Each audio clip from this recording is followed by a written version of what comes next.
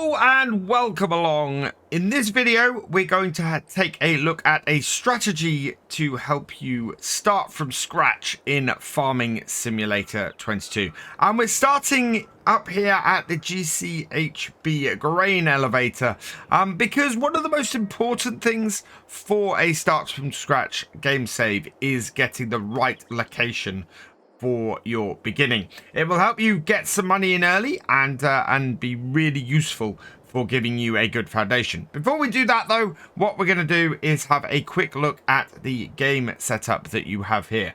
So you start with 500,000 euros.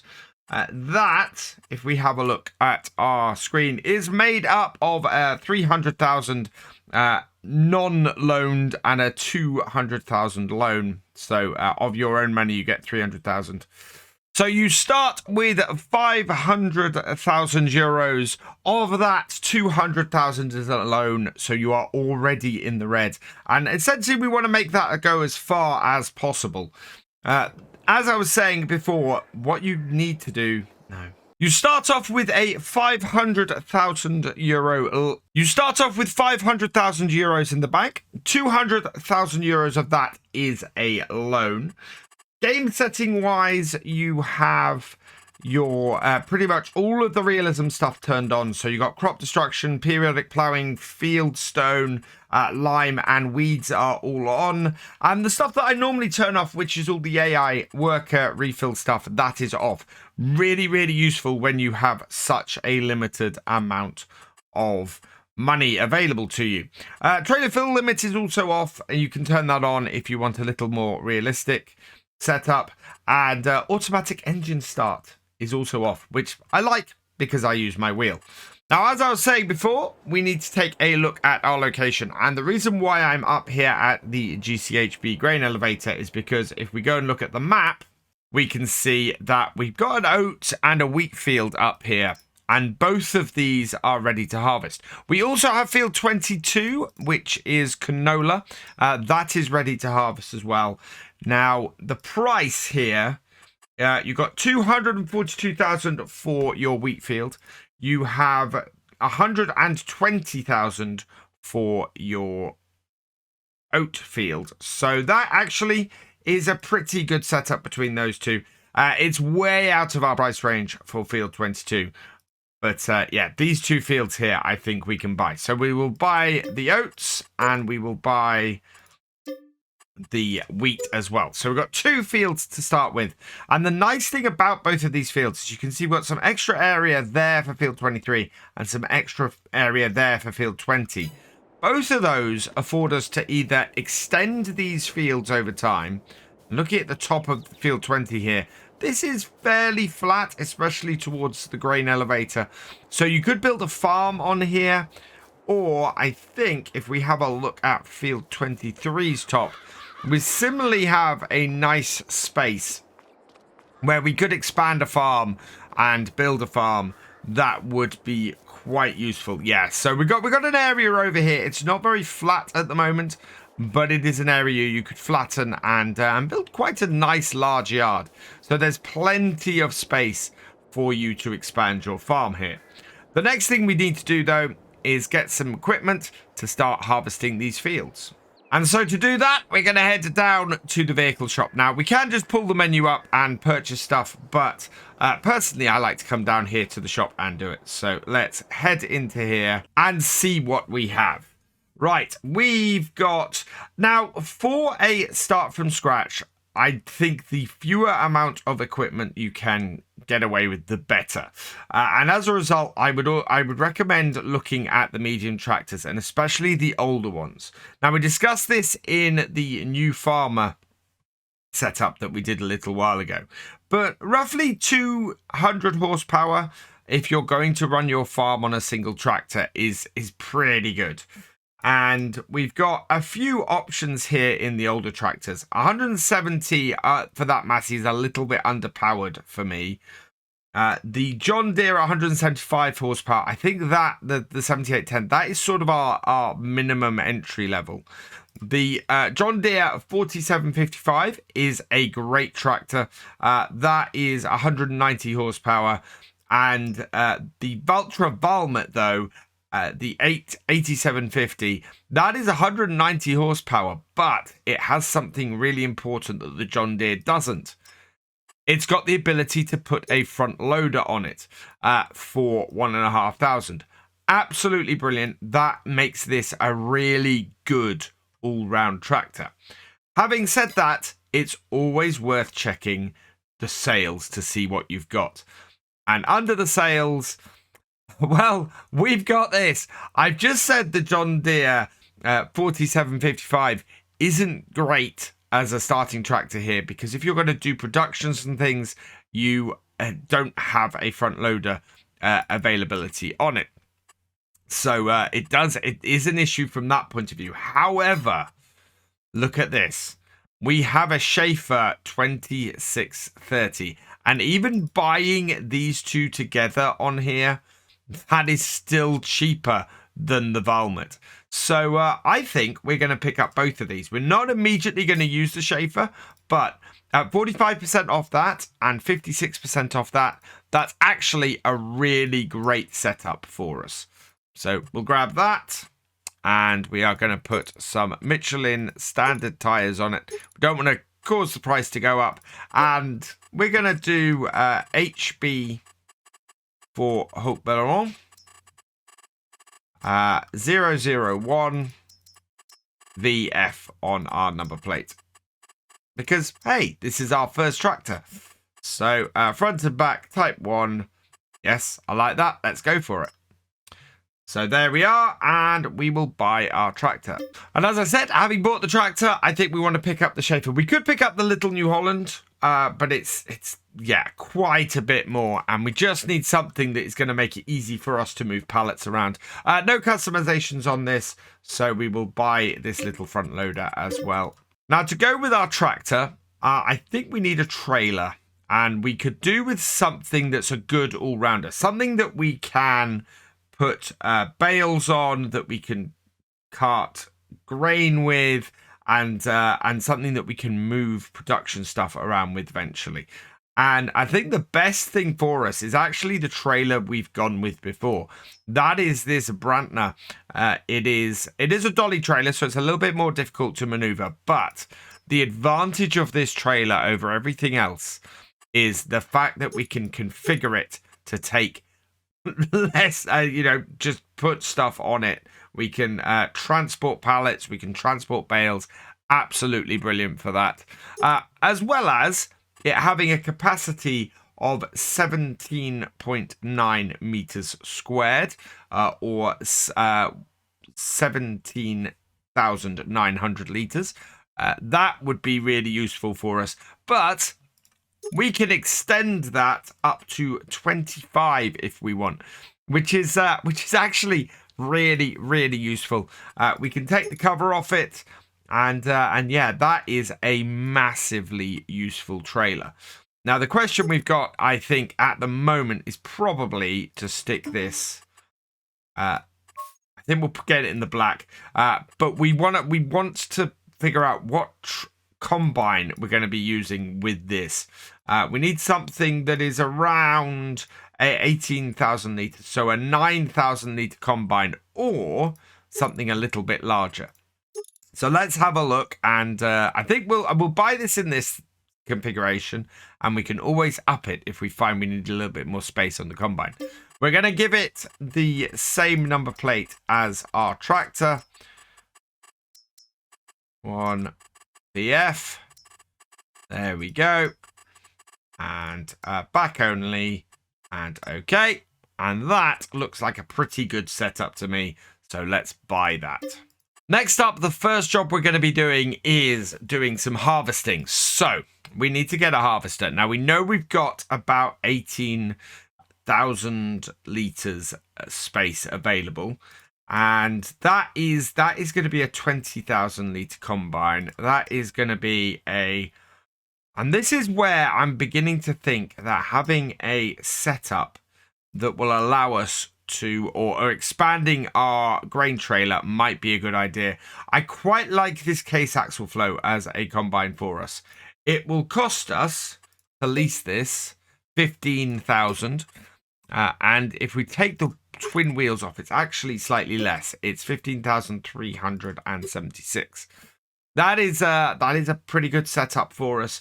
The next one down, which has a significantly smaller actual header, because I think if we look at the headers on these, we can see that we get a 28-foot header with the case, and we get a 28-foot header with that as well. What is the width on that? New Holland Verifeed 28-foot actually is a really nice header and makes me look at the other combine we've got kicking around here, which is this one, because there's not a bigger New Holland. So actually, that's a significant drop in price. It means we don't really have to upgrade our trailer. And so, yeah, I'm actually going to go with this combine again. It makes perfect sense for us. We can drop the wide tires if possible. Yeah, there we go. Go with the Michelins and get the standards. Drop the price a little bit more. And to lease that is 13,515. Saves us a not inconsiderate amount of money. So, yeah, let's lease that one. Absolutely perfect. And then to go with that, we're going to get this bigger header. We're going to go with the 28-foot. Will get us as much as the case did. So let's lease that as well. And yeah, the money we saved is the money that is going to go to lease the header. Finally, we need a header trailer. And I tend to go with this one, the 40BX. Tends to work fairly well. I'm not a huge fan of using dolly trailers, and this is the largest of the non-dolly ones. So we will lease that as well for 280. And that then gives us a pretty good setup for our combine and our tractor and trailer. Look at the size of that little front loader in comparison to our tractor. It is such a big difference. So I'm going to get this lot up to our field and set up. And we're going to start, I think, with the oats. One thing I do recommend with a start from scratch game is to use the AI helper sparingly. It costs about 500 euros per hour to use it. And it can end up costing you money you can't afford to really be using frivolously like that in a start from scratch game. So by not using the AI helper, I've driven both of these up here. I've actually saved myself a little bit of money, which is not an insignificant amount. And we should be able then to use that elsewhere. Get the combine started in the field. The other thing we're going to do, and then I need to check before we start harvesting, is whether we have our straw swath turned up. So let's have a quick look at that. We have to enable straw swath.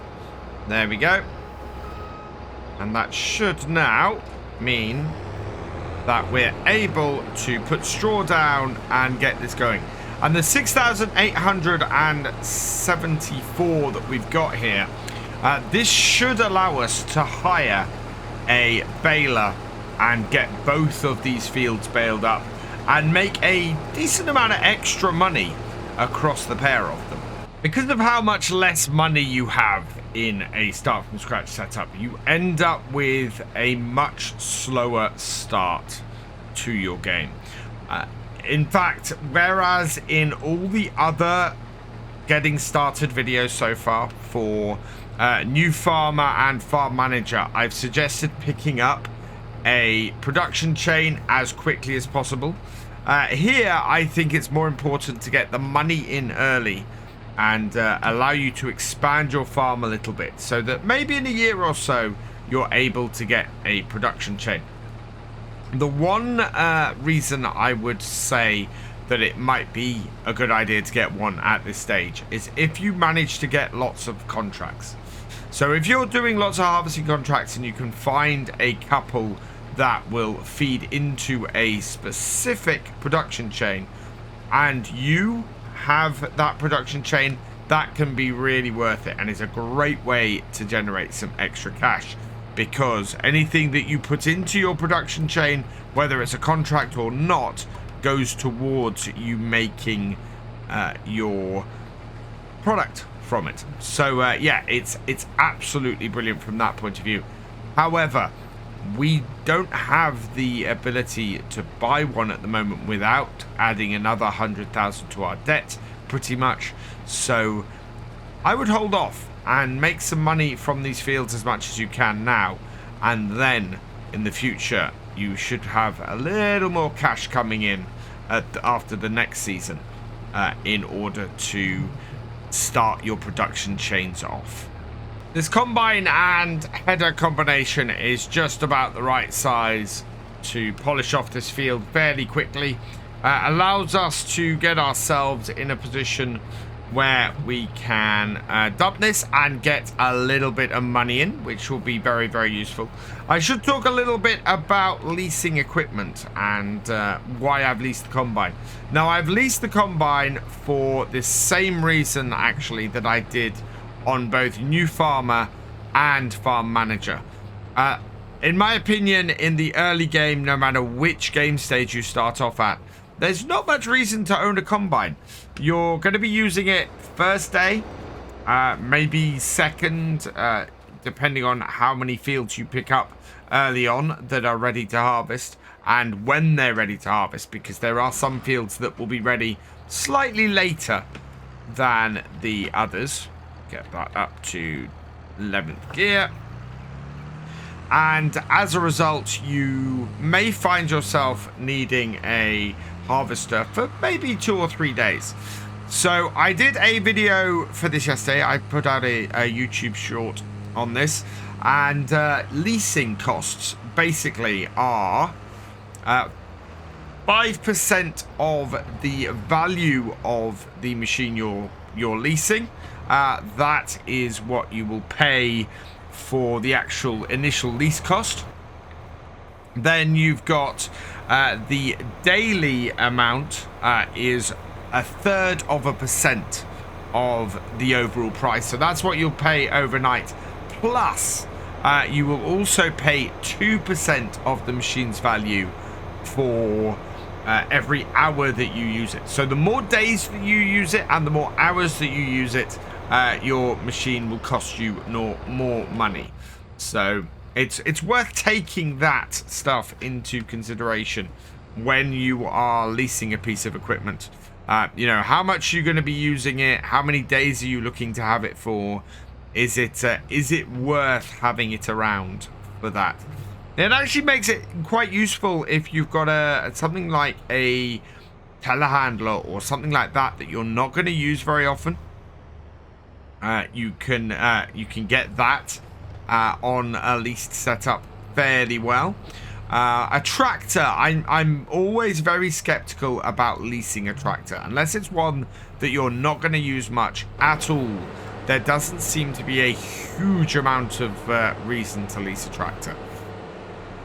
It ends up costing you, I think, a lot of money, but certainly something you're not going to use very often can be leased.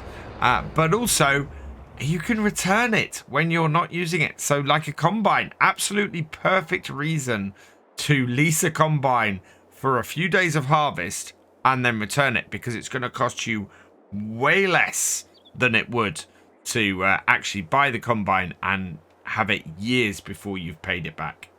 So we're going to have a look at the price of oats now, and looking here, we've got some fairly good prices. Marisone is actually the best price for oats, and this is really telling for us with an oat field and the production chains, because the most we can get at the moment for flour is 573 at the bakery. The most we can get for oats right now is 644. That just means, yeah, we do not need to get the production chain for the oats, because we'll make more money selling the oats directly And that's before the amount of oats we lose in the process. So let's tag there and we'll head off to it. And why does Marathon pay so well? Because if you get an alert somewhere like this, basically it's the train. So what I want to look at is how much wheat is worth on the train, because it costs 1,000 euros per hour to hire the train. Wheat going to Marathon is not the best price. In fact, the grain elevator right by our farm is. So what I want to look at with the oats is where is the next best price. And the next best price is the grain elevator right beside our farm. We're going to lose less on this, doing it this way, than we would if we hired the train and sold it that way. And that is something to always look out for. How much are you going to lose transporting stuff on the train? And it's quite useful to put everything in the train storage and use that as a storage area. And then you can either fill up the train, or you can refill your tractor and go and sell it somewhere else when the price is better later. We're going to do a direct sale today, but that, if you're trying to save space, save money on farm buildings, a great way to do that is to go and use the storage space at the train yards to store your crops until you can sell them. So how much will we get for our oats? Let's find out. Bring them into here and tip them. And hopefully this should give us a nice amount of money into our pockets. Yep, there we go. 4,420 is what we've got from this. Really good start. And yeah, so normally I would go on and harvest the second field. In the interests of showing you a little bit more today, we're going to head back down the shop and grab ourselves a baler and get this oat field baled up. So we come back down to the shop and we'll just park our tractor around about over here because that will make it easier. In fact, I'm going to spawn at the far end. So in order to make it easier on ourselves, we'll just reverse this round like so. There we go. Now hopefully any baler we get will now spawn in that point. So we'll head over here and here, and we'll have a look at the balers that are available. So balers here. Now, I suggested on a previous one that this Pottinger Impress is probably the way to go. And I don't disagree with that. I mean, you get much further along and you're looking at higher horsepowers, 230 for those. 250, yeah. Your lowest horsepower for a square baler is going to be this one, I think. Is this a square baler even? I think that is actually no, that's a round baler. So yeah, your lowest horsepower for a square baler is 250. So you're looking at a round baler any way you look at it. You could get, as I said before, you could get the small Massey baler, but to go with that, you really need to get the bale stacker in order to ease things for you, and that costs quite a bit for that combination, more than the cost of this Pottinger. So we are going to get this. This is the Pottinger Impress 125F Pro. We're going to lease this because we're only going to do a couple of fields, and then we won't need it again this year. So we'll lease that. That is going to be 2,448, so less than we've even got back for our oats off this field. So already this is going to make us money, and yeah, we can pick that up at the shop. Perfect. There we go. And we got it over here. Now my hope is that this little Schaefer is going to be able to pick up bales from this. We will find out later, because otherwise it's a little bit of a problem, and it might have been wise, given the price of this tractor, to have gone with hiring a telehandler instead. That is kind of the other way to go. If we have a look actually in here and look at our telehandlers, just to go down this route, your cheapest telehandler in here, well, is a larger Schaefer for 56,000. But if you're looking at something else, you're looking at the Thefisherj really at 72,000. That to lease is going to cost you 3,600. So it's less than a front loader on a tractor, and it's less than far less than we paid for that. But of course, it is then rented, and you're not owning it. So as long as you only use it for a short time, that should work fine. It really is, when you come into this, looking at the ways you can best save money. And I think long term, getting that small Schaefer for that price should work out, so long as we can get the production chain started eventually. And we'll see where we are. But yeah, I think it may be a while before that fully comes into its own, but it will be worth it. So we're up at the field with our baler now, and we're just going to run around and get this all baled up.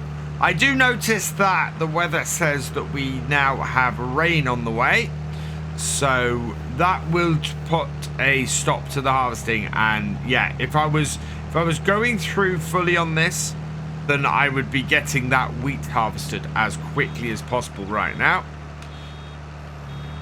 However, we do want to get this field baled up, and I can show you how much just the bales off this field are going to be worth. A small tip if you're trying to unload bales on a sloped field like this: try and turn your round baler across the slope, and you can see where I've unloaded previously at a slight angle, and this should stop your bales rolling away and sit there rather nicely. There we go.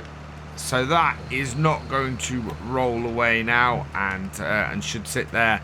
And it just means that you're able to leave your field as it should be, and not end up, as I did with my first bale off here, where I got it very slightly wrong, and it disappeared into the maize field at the other end. Coming up to what is our last bale off this field. However, I am going to pick up all of the straw off here, because we're not going to be immediately returning this baler. We want to use this on the wheat field as well. So we'll go and put that over by our combine in a moment. And then we're going to see if the little Schaefer, it can earn its way. We do need to go and reconfigure our trailer as well. So I'm going to get the trailer reconfigured and brought back up here. And then we're going to go and get the attachment that we need for our Schaefer to collect these bales up. We'll bring our trailer back down here into the shop and just park it in the workshop area. Bring this out here and select the trailer. We want to customize it and take it down to a bale trailer. So customize like that. And this is the reason why we purchased and didn't hire the trailer, so that we are able to reconfigure like that. Now, the other thing I'm going to do while I'm here is, you might have noticed while we were doing this that the tractor is in not great condition. So let's see how much. It's going to be 3,817 to repair. That's still a lot cheaper than our actual cost to get this was. But I think yeah, I am going to repair it. It's wise to keep your tractors in top condition. So we'll get that moved back in a minute. What I want to do though is pop into the shop, and we need to get a front loader tool now. So we'll head down here, front loader tools, and we want a bale spike. That is going to be our best bet. I think that is the only option, really. Unless we use the bale handler, which is a lot more. So let's buy that as well. And that is now going to go onto our Schaefer front loader. And hopefully means that we're going to be able to get these bales loaded up. I don't know if this will be able to take 2 bales or not, but we're going to find out. It should connect up to the bale spike rather nicely. So let's get these 2 back up to the field and see whether buying this early was worth it. So back up at the field now, and I've rescued the bale that disappeared off through the maze. And will this little... Yeah, look at this. This is handling bales really well. I'm quite pleased with this. And the slightly lower, closer perspective it gives you is actually make it easier to do this from first person. Because it's a... because it's got a center steer rather than being wheel steered. It's actually fairly easy to position, and yeah, makes the whole thing a little bit easier. The one place where we're going to have a problem with this, and where actually having a larger trailer comes into the play quite nicely, is where we aren't able to stack higher than a single layer. So I've got those. Right, and off. Yeah, look at that. Because it's going to be... Yeah, I think looking at it, it's going to be a little bit of a struggle to get them up there. Shouldn't be too much of a problem on this field. I think once I get into the next field, it would be a little bit more of a struggle. But all that means is that you've got a few more trips to the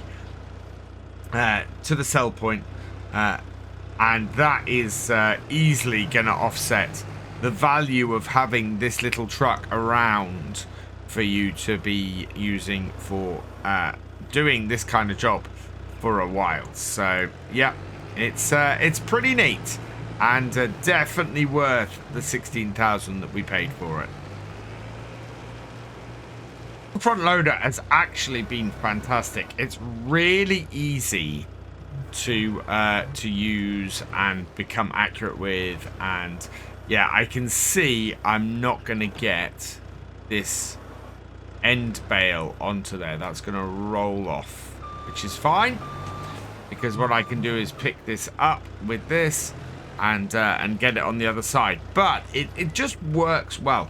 We are going to have to try and see now if we're able to get one on top, because we have 1 bale left over there, I think. Don't think there are any others kicking around the field. Nope, that is the last one. So 11 bales off here by the looks of things.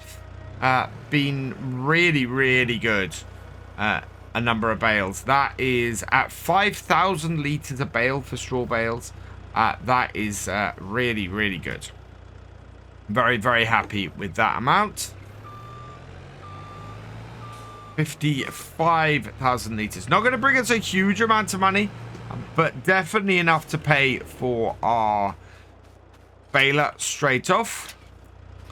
And should be enough to mean that our next field, the field of wheat, will be very, very profitable for the whole setup, because it's basically paid for. This field has paid for our harvester, it's paid for our baler, and that means that it's been really useful, and it's paid for the repairs to our tractor too. Right, to get this up the top, what we need to do is we need to place it going downwards in and low on this. That way we should be able to get this up as high as possible and on the top without too much hassle, like that.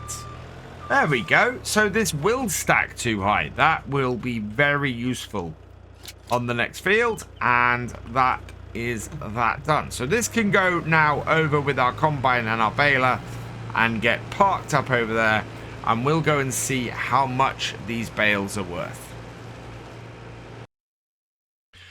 Now, straw is sold at one of two places, either the biomass heating plant or the livestock market. And yeah, price at the biomass heating plant is better at the moment. The downside to that is I know we're going to have to get our front loader over there because our trailer is too high to unload these bales. So I'm going to get the tractor down there and get that set up, and then we'll get back and we'll get our little front loader and we'll get these unloaded and make some money. So we're up to the biomass heating plant. Our tractor is already here, and we just need to unload all of these. Let's unstrap everything. And that one. There we go. We'll take the high one off first. How much in this, with this economy on here, are we going to get this for these bales? Bring that off. Oh, and reverse. Let's see. And basically, to sell at the biomass heating plant, just drop the bales onto the grate.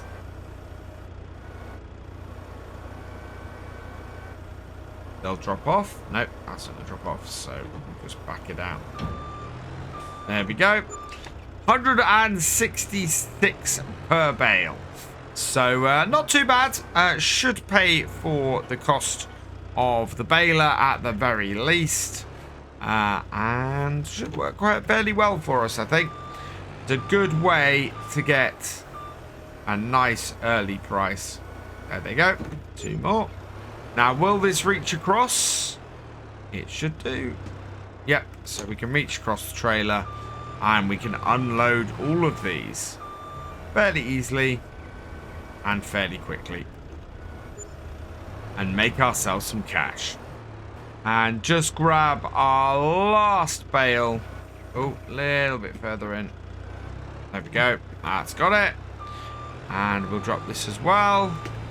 And 16,488 goes up to 16,655. Perfect. There we are. So that is a pretty good setup we've got now. What we got left to do on, or would we do on the first day, is get that wheat field harvested, baled, and get those bales sold as well. Should throw us up to about 25 to 30,000 doing all of that, so that would be pretty good. But you have a fairly good base setup. Going forward, the best thing to do would probably be to rent most of the equipment that you can. There are certain bits which will be a bit cheaper. So, for example, grabbing yourself a cultivator is, you know, not a huge amount of money. 12,000, something for this tractor. Yeah, you could get the Amazon at 19,000. So if you've got that money, then that's great. You get into things like your seeders and you're getting a lot higher. So you're going to have to either borrow the money or probably better lease for initially. Something that's worth doing is leasing something like the Amazon or the Kuhn HR440 here. These come with power harrows, so these allow you to work your fields as well. Very, very useful. And then after the first year, I think you can possibly look at borrowing a little bit of money and getting some production chains going. For now, though, this is where I'm going to leave this video. So I hope it's been helpful. And all that remains is for me to say thank you for watching. I hope you liked this video. Please give it a like, drop us a comment, and give it a share. And for all the latest videos from Virtual Farmer, please subscribe to the channel, ring that bell. I will see you next time. Goodbye.